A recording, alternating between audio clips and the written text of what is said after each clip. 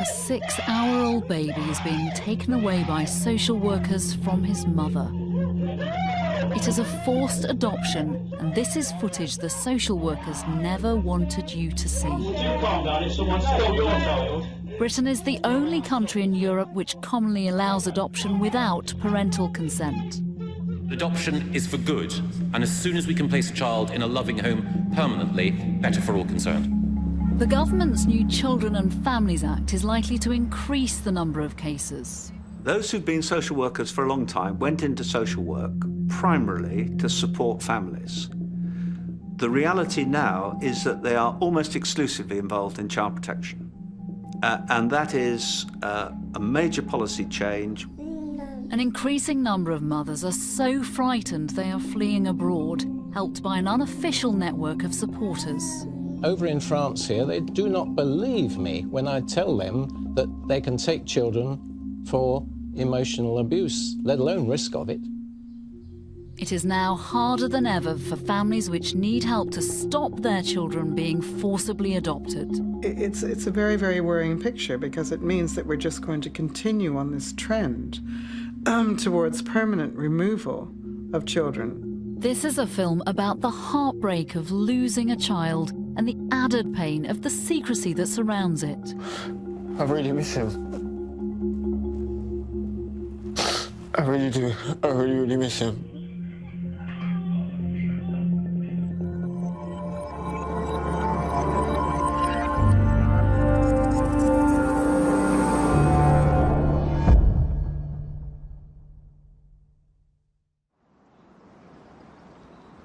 Last year, 1,860 children in Britain were adopted without parental consent. It's called forced adoption. The decisions are final. The parents cannot see their child until 18 years of age, and then only if the child wishes. This father had already lost his older children to adoption because he and his wife couldn't cope without support. The decision to take this child was made by the courts before he was even born. It was a home birth, pretty easy. I held my son. One of the midwives went outside and got on the phone to social services to tell them that there's now a baby boy. Within just a few hours of the birth, social workers arrived. Outside the door, there was, I think there was 5 or 6 child protection policemen and women trying to convince us to hand over our newborn son. I came in, I put the webcam on to record then. He secretly filmed social services actions from this point. I was hoping it would go viral and people would show it all over the internet. Hoping that someone will listen. They start drilling the locks out and the whole flat seemed to vibrate. My son starts crying because there's a really loud vibration sound. And then the policeman comes in. If you're proud of yourself, what's the danger? What is the danger? I don't know touching people. There was no suggestion the baby was in imminent danger, but social services obtained a court order to remove him because they said he could be at risk of future harm. No danger. Where is the danger? They're just saying they've got an order, they've got to follow it, they have to follow their orders. So you feel there's nothing you can do to stop it. You feel powerless, useless, worthless. So can you pass him to me, please? To you what?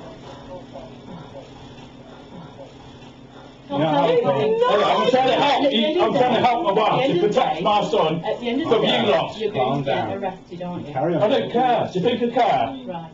I think I'm bothered if you arrest me. And then they started pulling my wife's arms. No, you're scaring me, which will scare him. Okay, well I don't mean to scare you, and I definitely don't want to scare. So please pass it. You're causing trauma. What's its mum? What do you think the baby wants as soon as it comes out? What's its mum? No!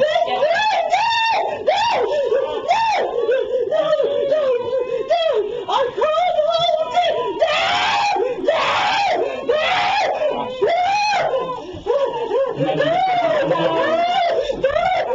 And that was it.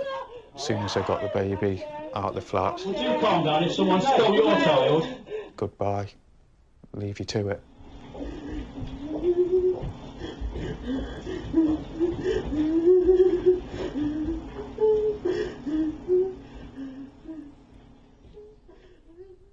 All I could do was hold my wife, you know. Within an hour of social workers leaving, he posted the webcam footage of his son's removal online. In doing so, he risked imprisonment, as the details of child proceedings must be kept secret in order to protect the identity of the child. Parents are not allowed to tell anyone what's happening to them, and the media is forbidden from reporting any details. Martha Cover has specialised in child law for 25 years and believes there have been incidences where the law on secrecy has been taken too far. The purpose of the legislation that protects the confidentiality of children's proceedings and the identity of children and their families is to protect them. But by a side wind, it's had the effect of also protecting poor local authority practice, poor social work, and inadequate experts and poor expert reporting to the courts. Local authorities are required to ensure a child's identity is protected in family court proceedings. In this father's case, within days of posting his video, Staffordshire County Council started High Court proceedings against him. Staffordshire County Council, their response was to get it pulled off the internet as quick as possible. It just feels like an injustice. They just reach into your life and take it all away. And then they're telling me to be quiet about it.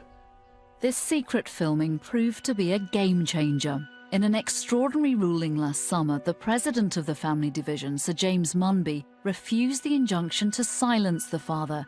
He said the veil of secrecy had gone too far. Martha Cover believes the ruling means that the local authorities can no longer assume their actions are protected from public scrutiny. This is the judgment of the president of the family division, Sir James Munby, which refused the injunction sought by Staffordshire Council. And in fact, he was completely satisfied that allowing the father to do this would not risk identifying the child. So what he said was, "I simply fail to see how naming the local authority, the social workers, the local authority's legal representatives, or the children's guardian, or even all of them, can in any realistic way be said to make it likely that J, who is the baby, will be identified, even indirectly. The risk is merely fanciful." The parents have now had final contact with their baby. This landmark ruling has given them a voice. We asked Staffordshire Council why they wanted to stop the father's webcam filming being seen and whether the method of the son's removal was necessary. They did not respond specifically to these points, but they did say that placing a child into care is an absolute last resort, and it was the courts and not the council which make the final decision based on significant concern for the welfare of the child.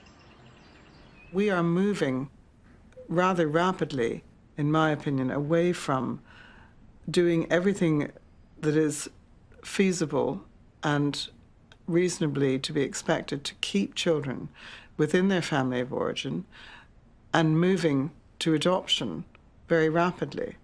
And it's borne out by the statistics which are produced by the Department of Education. There's been a 95% increase in the number of court orders which are required in order to allow a local authority to place a child for adoption in the last 3 years. Once a child has been approved for a potential adoption, it is incredibly tough for birth parents to ever get their children back. This woman got her children back from care this year. It took her 12 months of fighting. Under the new legislation, she would not have this time. Her children are still under a 12-month supervision order. She remains in fear of social services and has asked to remain anonymous. I'm frightened in case I'm judged on the way they look. If there's a mark when one of them got scratched. I was worried in case they thought that I had done the scratch. So I'm like, oh, I even recorded it down. I write everything down. Any accidents that happen, I write it all down. I take pictures because they're so quick to use anything against me. So quick. Soon after giving birth, she struggled to cope with 4 young children under 4 and suffered from postnatal depression. I phoned social services and asked them, you know, can you come and help me, please? And they said, no, we don't get involved unless something drastic happens. I took an overdose, a big one, to the point I was given 3 hours to live, and then social workers got involved after that and never let go. In her first hearing, the judge rejected an application on the grounds of neglect. But the local authority then made another case against her, this time based on future risk of harm. They looked at everything, like my relationship with my husband, the relationship as a mother with my children, my home, the way I fed them, what I offered them to eat, my routines, my boundaries. Everything got scrutinised and pulled apart to the way that they said was not good enough. And they didn't come in to offer support. At that point, you think, she took an overdose, this parent needs help, she needs support, and obviously there's problems, but they didn't. Social services were actively seeking for prospective adopters for her children, while she was still trying to prove she was a good mother. Well, I'd done loads of different courses. I'd done a parenting course, which even after, like, there was not one mention of any parenting, but I still done it anyway. I'd done a marriage course, even though there was no problems with my marriage. I'd done so many courses because I wanted to cover every avenue what they could throw back at me. I wanted to prove that I didn't have problems in any of these. I was fighting back. Her children remained with foster carers for over 7 months as her struggle continued. When I didn't see them, I thought, I'm giving up. I can't do any more. They put that much pressure on us. I thought, I can't go on. Can't keep fighting like this. When I see them, I thought, how can I give up on them? How can I walk away from them? Because if I give up, it's walking away from them. And they need me. They need me more than anything in this whole world. And I've come so far. Having finally satisfied both the courts and social services that she was a good mother, her children were returned. However, she remains on a supervision order, and the local authority could apply for another care order at any time if they believe they have the grounds to do so. So for 12 months, I don't know, I just want to keep myself, like, perfect. I want to say the perfect parent and mother and person for social services, in their eyes. Not anyone else's, but their eyes. Year-long battles like this to get children back are less likely to happen in the future with the new Children and Family Act now in force. The Act, which came into play in April this year, sets a target of just 26 weeks from when a child is taken from parents and a care plan is approved. Experts fear that as adoption is often part of this plan, the time pressure on parents to prove themselves capable is likely to be increased. What if at the very beginning of proceedings you have a mother who gave up drugs when she was pregnant? She's now had the baby, but every expert in the field will tell you a minimum of 12 months of abstinence is what you've got to look for. We don't have time. We've got to make our decision within 26 weeks. That's the real evil of 26 weeks. And the result is that many lawyers and many judges are concerned that it's resulting in children being placed for adoption who shouldn't be placed for adoption. My life was transformed by being adopted. I was, when I was just 4 months old, taken into the home of 2 people who didn't know me. They were taking a gamble on me. And they took me into their home and into their hearts. And as a result of that, I've enjoyed amazing opportunities.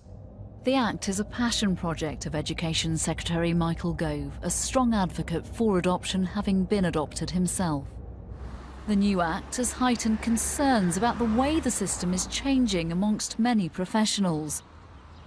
Bridget Robb heads the largest body of social workers in Britain. I am delighted that some of the politicians have had a good experience of adoption. That's exactly what we want for all children who are with adoptive families and what those families want. But to extend that to say, therefore, adoption is good for everybody is of itself naive and a political ideology. The harrowing case of baby P sent shockwaves of anger and revulsion around the country.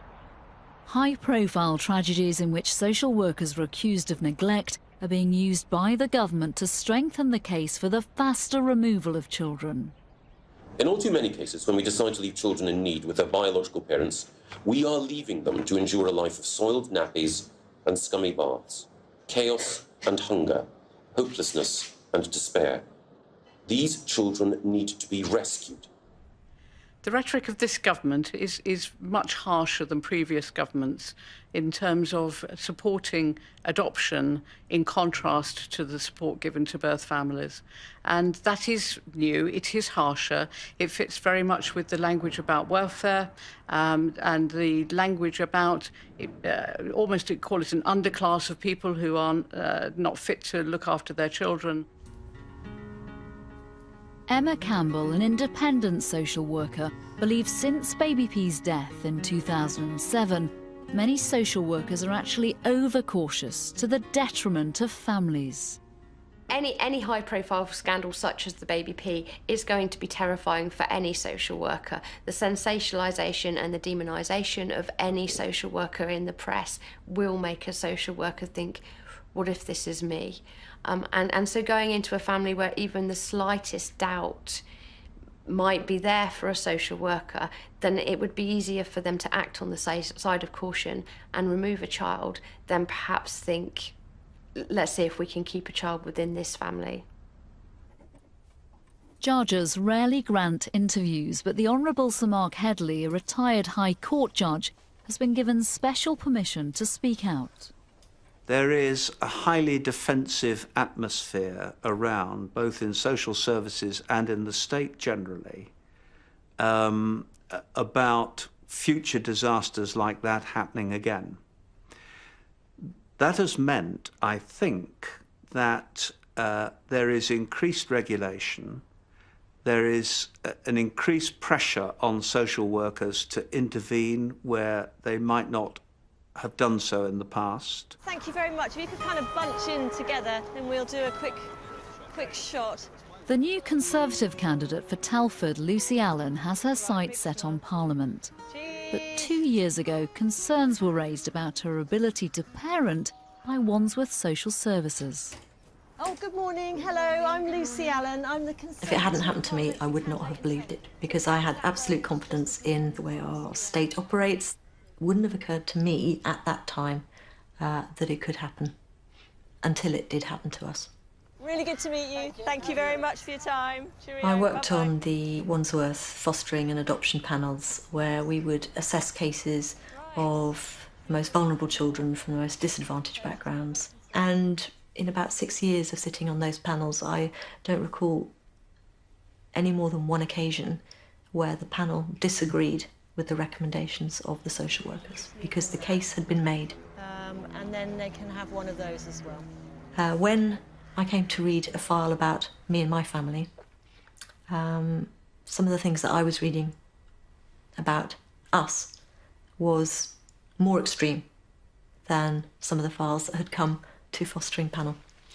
And it suddenly occurred to me that some of these cases might not have been any different to me. She made a very nice lunch afterwards. Yeah. But I suppose we'll get to the pub this time. Well, they loved it because it was all... Life appeared to be going well for Lucy, but in 2011 she started suffering from depression. Worried about the effect on her son, she decided to visit her GP surgery to seek help. Well, I told her that I was feeling very down, I was very tearful, and I was worried about my son, and I think that that was, for her, an immediate trigger of concern. So tomorrow, what are we going to do tomorrow? But it would have been within about 5 minutes of meeting me, she announced that she felt that our family needed social service intervention. And for me, that was a huge huge shock, and I couldn't quite understand. I kept thinking, so why?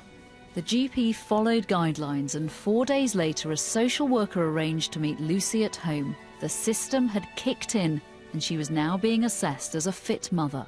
She started saying things like, very leading questions, "This is the most depressed you've ever been in your life, isn't it?" And I said, "Well, no, not really. And you've got clinical depression, haven't you?" And I said, "Well, I don't think that the doctors suggested that to me." And then towards the end of the interview, she said, "And now I need to talk to the police." And immediately I thought, okay, this is serious. From her own professional experiences, Lucy knew that she had to act fast. She got an independent mental health assessment and she gave this to Wandsworth Social Services. A consultant psychiatrist had said this person is no risk to herself, no risk to her son, no risk to any third party. She's got a moderate depression, which could be treated with counselling and antidepressants. And at that point, I thought that was closed. The matter was closed. And that was all within the space of about a week. You know, that was end of, as far as I was concerned. Lucy then obtained a copy of an open letter sent by Wandsworth Social Services notifying her son's school and the police of their investigations. A letter setting out these concerns of serious mental health impairment that would have a significant impact on parenting, written to whomever it may concern, not marked private or confidential. I remember thinking, oh my God, I know what happens next. Because you don't leave a child in a family in those circumstances. You just do not. It is normal procedure for social services to flag up an investigation to relevant authorities such as the school and police. But what Lucy didn't realise at the time was that social services had made an official record of their suspicions. They had ticked a box on their file saying that this child was at risk of significant harm from his mother.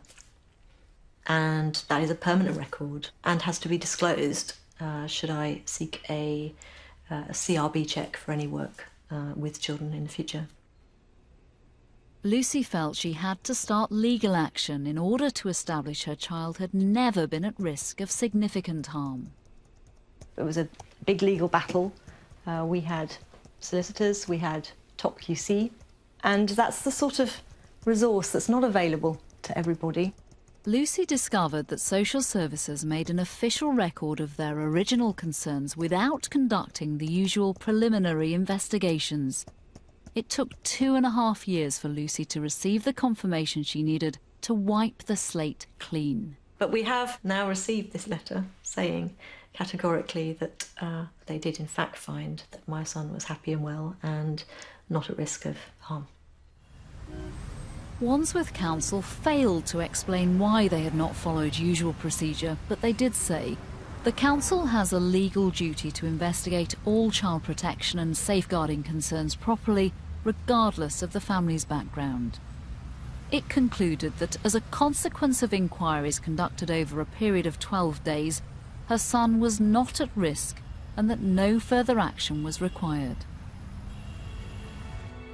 There is generally a concern that in the wake of Baby P, loving families all over the UK are suffering as we strive to protect our children at any cost. It is a climate of fear, a climate where people cover their backs, a climate where people want to try and do their best by families, but also know that they've got to play this game safe for them as an organisation, safe for them as a worker, not just safe for the child.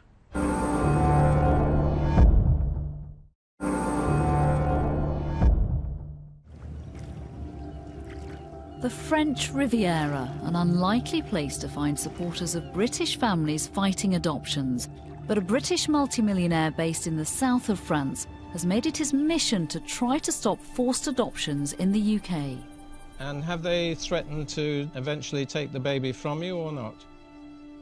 Ian Joseph says he receives 1,000 calls a year from parents seeking legal advice and will even pay for them to flee Britain.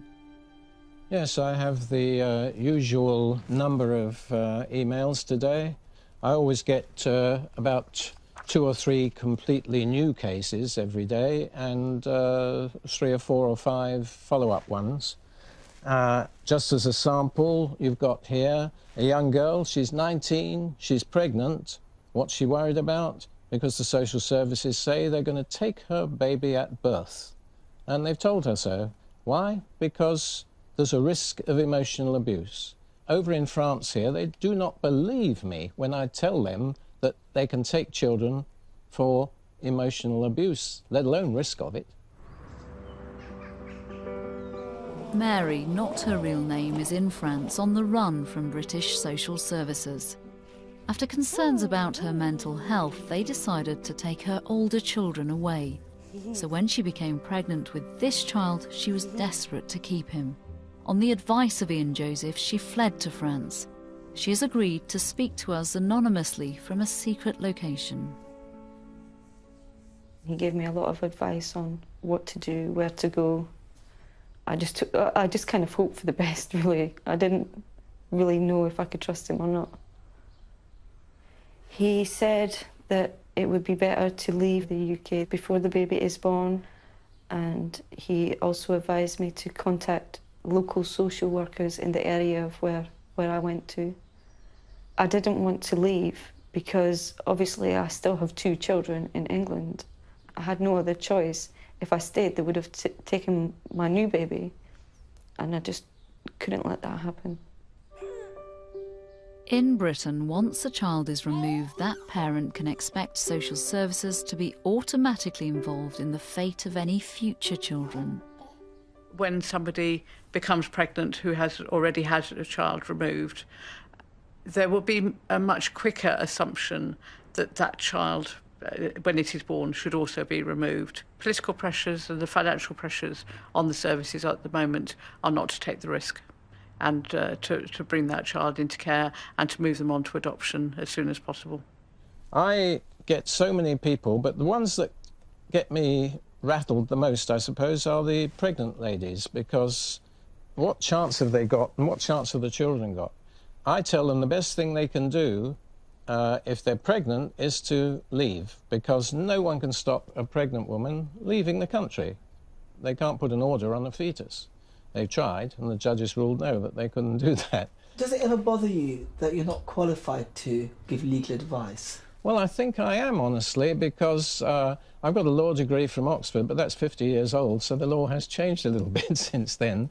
But what I have got is, I think, more experience than any lawyer in the family courts, because I have 1,000 cases at least every year, so I know the way round. How can you be sure that social services don't have good reason to remove their children? I can't be sure. In the same way, you might as well ask a lawyer, plenty of people do, saying, how can you possibly defend this pedophile? Well, for a start, you can't be sure he is one, and everyone is entitled to have someone to defend them, and that's what I'm doing. You can't judge people. I'm not there to judge anyone. I'm there to help anyone who asks. Ian is part of a growing unofficial network of people across Europe who advise parents on how to flee Britain, regardless of consequences. For a heavily pregnant woman like Mary, such a journey can be terrifying. It was Very scary. I was sitting on a train, not knowing where I was going. I had no idea of what was going to happen when I arrived in France. With no long-term accommodation organised, she was vulnerable. I was sitting at a bus stop and I broke down in tears, and that's when I picked up the phone and called Ian. Do you worry that you're undermining efforts to protect children? Well, I don't think so. I don't see how it can be undermining the efforts to protect the child when they want to give the child for adoption. By advising her to leave the country, I think she saved her child. It was Ian's contacts that eventually found her a safe house in rural France. From there, she was able to give birth and raise her baby. So far, my experience of French social services is the complete opposite of UK social services. Helpful, supportive. You like the ducks? When they came to the house, they told me that there's no reason to take him. Absolutely none. Please let him pat his hair. It's very upsetting knowing that you can never return to the country where you're born and where you come from. You can never see the places where you grew up or the people you grew up with. With the exception of the United States, this country has the highest proportion of children who are permanently removed from their natural family and placed for adoption against their wishes. In other words, they're opposed adoptions. So this is one of the Bibles of social work. It's what all social workers are given to work from the government. And in it they have a definition of emotional abuse. And some of the things that are included under that definition is making fun of what they say or how they communicate, interactions that are beyond a child's developmental capability, overprotection, limitation, exploration and learning, preventing the child from participating in normal social interaction.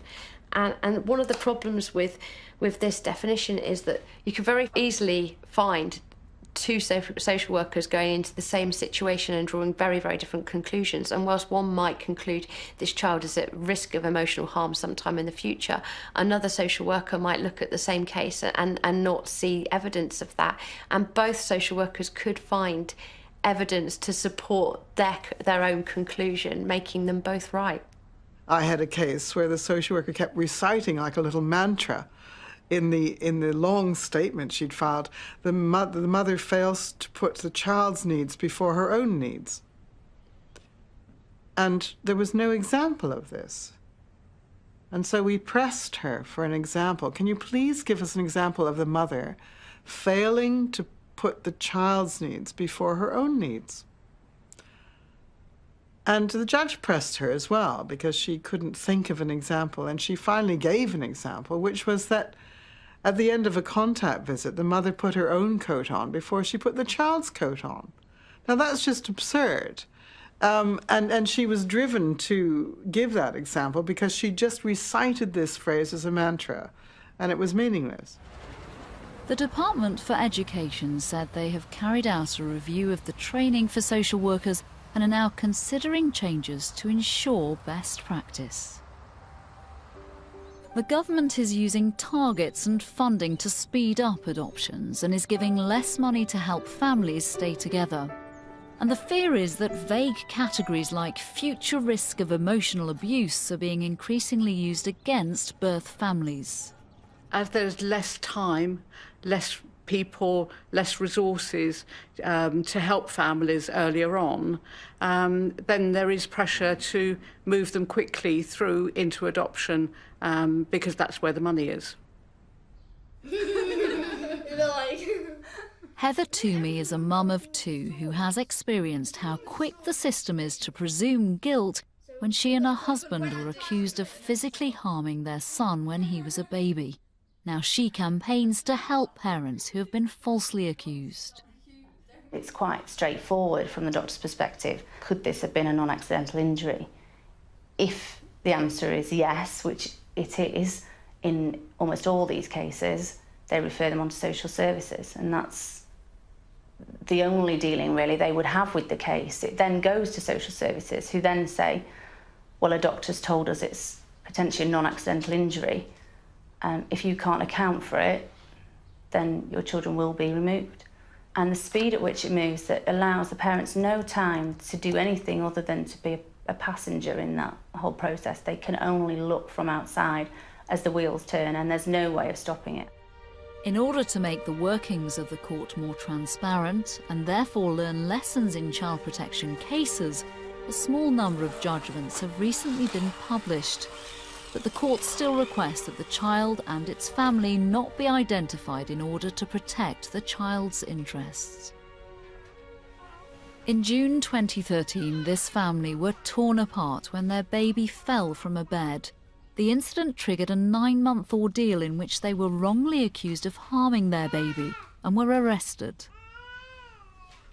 It's about time for him to start getting ready, his bedtime routine. I took him upstairs, put him on the bed, and no more than a second later I'd turned back. He was in a mid-roll off the end of the bed, and I couldn't get to him in time. He cried and I picked him up. It was then when he went into his fit, his eyes rolled back. I can just remember sitting in the front room thinking he was going to die, and that's it.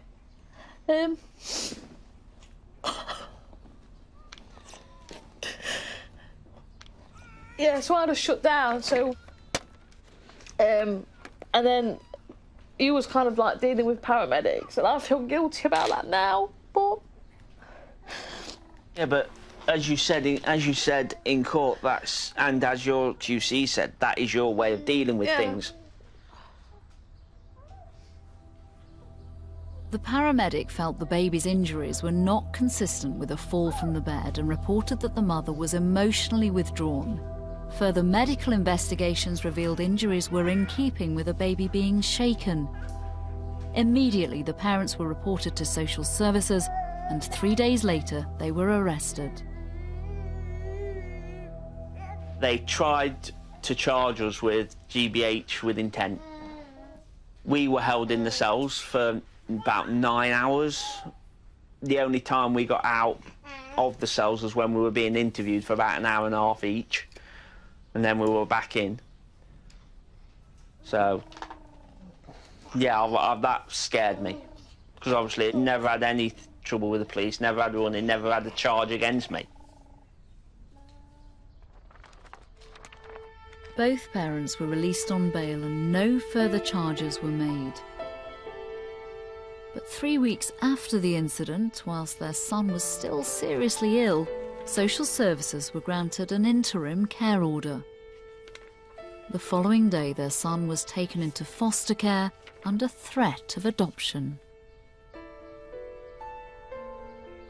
You have to say goodbye, you have to walk away from your son while the foster carer is holding your son, and you go home without him. I don't know, I was lost. It's like, you know, you're grieved. Yeah, you're grieving for a child that's still alive. The parents were allowed to see their baby son only 3 times a week under supervision. You know, I think that first session probably affected me hardest than any of the others.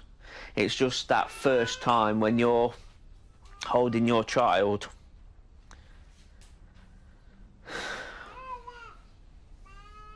and he's snuggling up to you. You know, he's resting his head on your shoulder.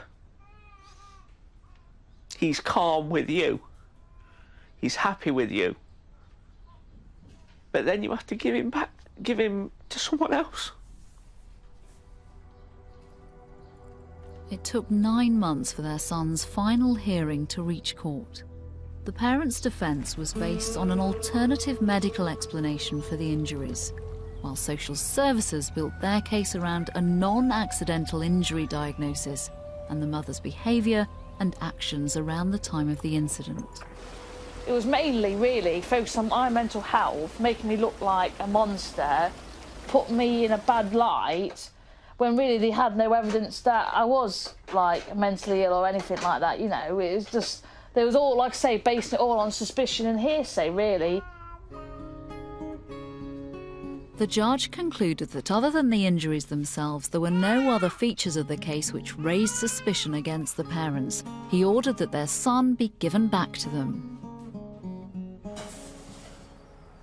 Heather campaigns because she believes in some cases social services should investigate further before a care order is sought.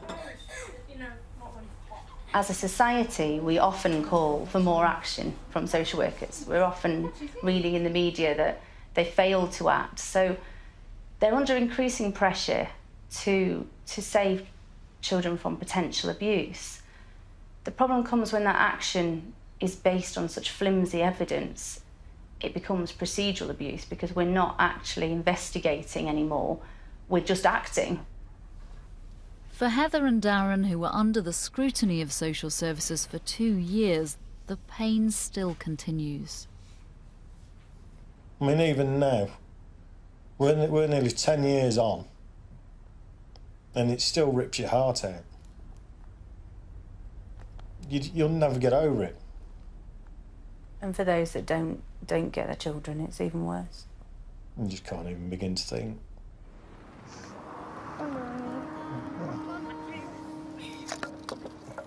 The reason why we raised awareness and have continued to try and fight to raise awareness is because it could be you, it could be your brother's, sister's children, it could be anybody's family. And that's really, really terrifying.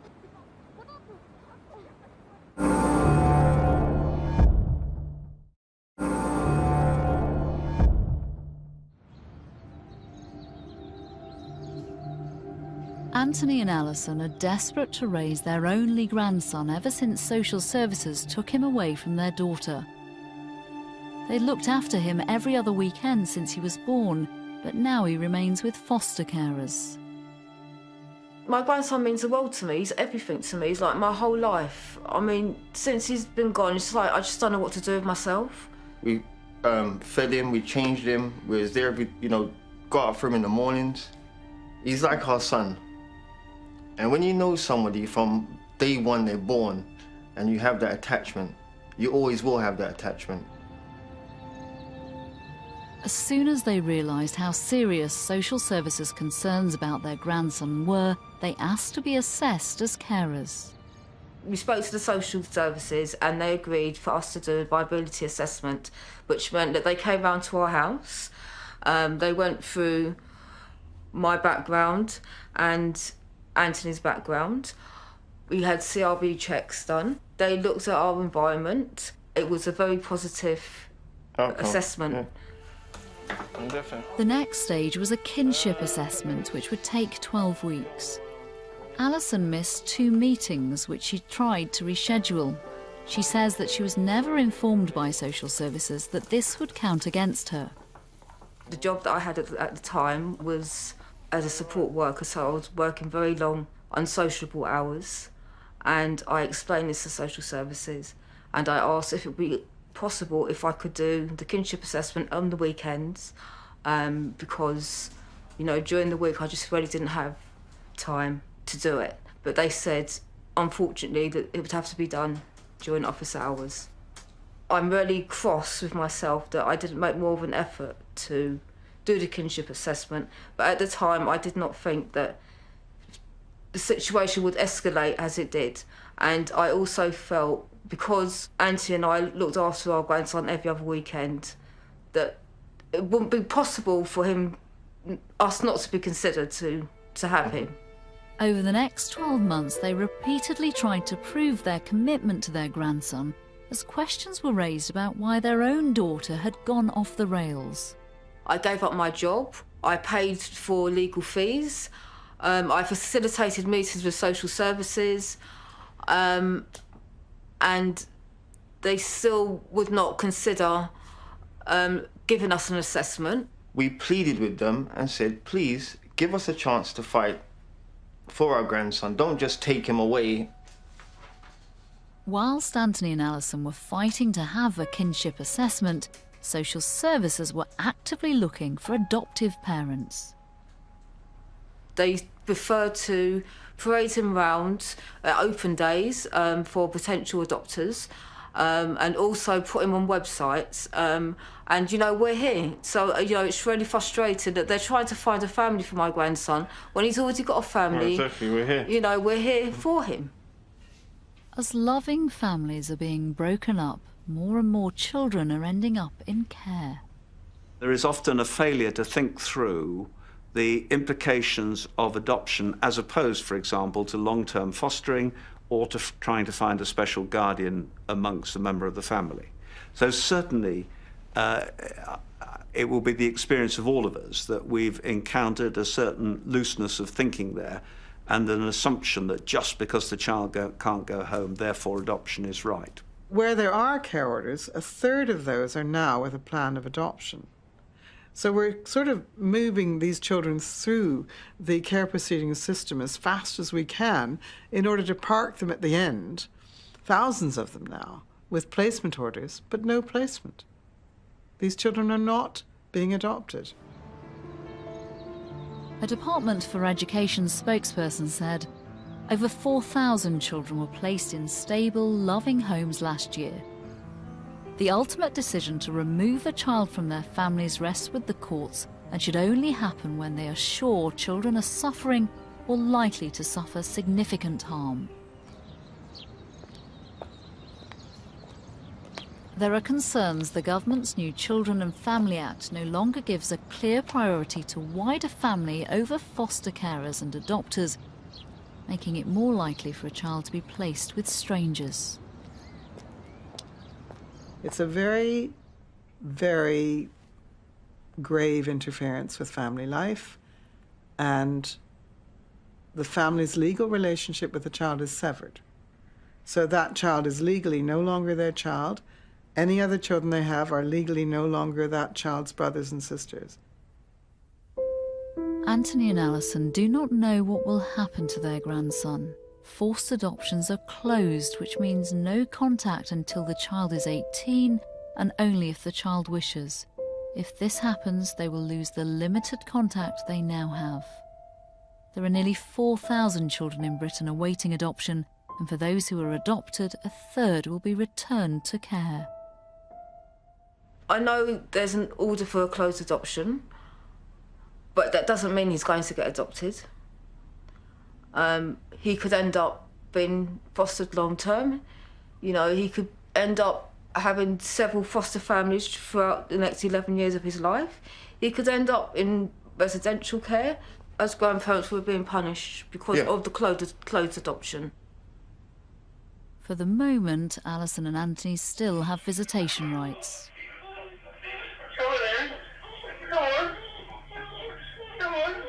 The minute we have to go, he heads down, he becomes this shut-off little boy, you know, who's confused. And he tends to want to cling near me, thinking I'm going to take him away now, take him home. And it doesn't happen, you know, so each time we see him, this is what we got to face, you know, and it's so hard, man.